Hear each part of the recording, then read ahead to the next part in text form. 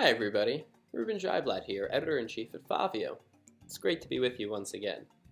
Today I'll be talking about the final subtopic from our larger family of AI topics. Now the topic we'll be talking about today is research, and if you're interested in any of these other subtopics of ethics or robotics or healthcare, just check out our website walkthroughs on our YouTube page or connect with us on LinkedIn under Favio. So let's jump into research and we'll head over to the annual reports. Now all of our annual reports and our newsletters are crafted from user feedback. So please let us know what you've liked, what you haven't liked, where you can see improvement, and we'll be sure to implement that into the next iteration of the product. Now we're in the annual report from 2019, so I just jumped down to the influencers, or jumped over to the influencers, should I say. Let's jump back to the reports, but if you want to check out the influencers, you can do that, and it's a nice variety of sources and thought leaders in the space. So you can see a little bit of those sources here: Medium, New York Times, Wired, Microsoft, O'Reilly. So really great stuff. And it's really populated with just the best articles, the top sources, and clear graphs, as I'll talk about later, clear graphs with hashtags and concepts. But I want to jump to the articles first. And as you can see, there's a big article on Alan Turing. Now I talked a bit more about Alan Turing and the Turing test, which he created in my AI ethics video. So check that out, because he is very much considered one of the first AI thinkers of the modern age. He was credited with helping the British break Nazi codes, which led to an Allied victory in World War II. And it's nice to have him in the AI annual report on research, because it gives us a sense of where we were. And now we can push forward to where we are now. So the new research now these days in AI is centered around neural networks and deep learning. Now for those of you who don't know so much about that, I'll just give a little bit of a brief definition of these topics, because it's important to get a baseline of what they mean, because these words are kind of used as buzzwords frequently in a lot of articles, or just in everyday common conversation, and it can be a little confusing to people who don't have a background in computer science or engineering or aren't theoretical thinkers about AI or yada yada. Anybody who doesn't know it on a technical level could always use a little bit of an explanation. So neural networks are computing systems vaguely inspired by the biological neural networks that constitute animal and human brains. These systems learn to perform tasks by considering examples. Now, deep learning is a family of machine learning methods, and this learning can be supervised, semi-supervised, or unsupervised. So that just gives us a little bit of a baseline. Now, when we go up, we see natural language processing, right? That's a big concept these days.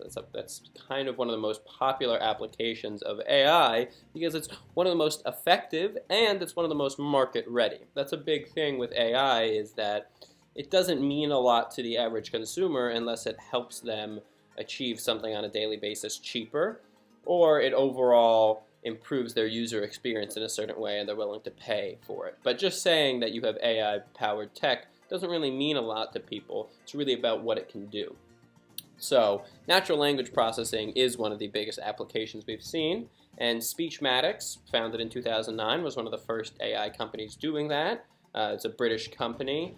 And their neural network-powered speech recognition is really impressive, and it's led to almost ubiquitous adoption of natural language processing, right? I mean, on LinkedIn we see auto prompting based on the conversation that we're having. That's pretty accurate to what has been said in a conversation. I don't know if you guys have seen this, but in my LinkedIn conversations with influencers or friends, it's really amazing what the system is able to pull out from the conversation to offer a response that might be something I would say, or is, even if it's not in my wording, it is on the nose and it's accurate to what is being said in that conversation. So it's pretty impressive.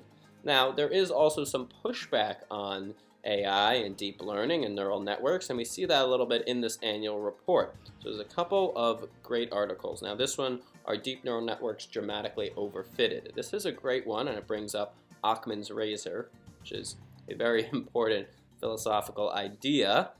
We'll scroll down a little bit, but basically the simpler the argument is, the more likely it is to be right. Oftentimes people come at problems in the AI field with very, very complex and esoteric solutions that are pulling in from a lot of different areas of the field, and ultimately it's not clear how they've gotten their results, if they've sort of gamed the system a little bit to derive results that they want to see as opposed to results that are proper. And that's something that they're pushing back on in this article.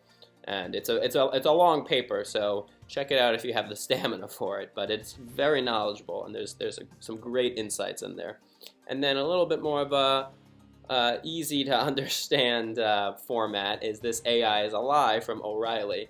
It's a nice video with Eric Jones, who's from the University of Chicago, and he's talking a bit about AI and a little bit of the hype around it and why it's not quite there in terms of, full implementation, like we hear a lot from people. Everyone's so afraid AI is going to take over, but we're not really there yet. Andrew Yang was talking about automation taking over.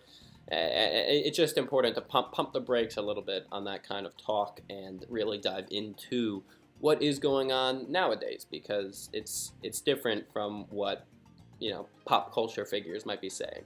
So you come to the bottom, you'll see some of our great influencers: Mile Brundage, Hard Maru, Think Maria.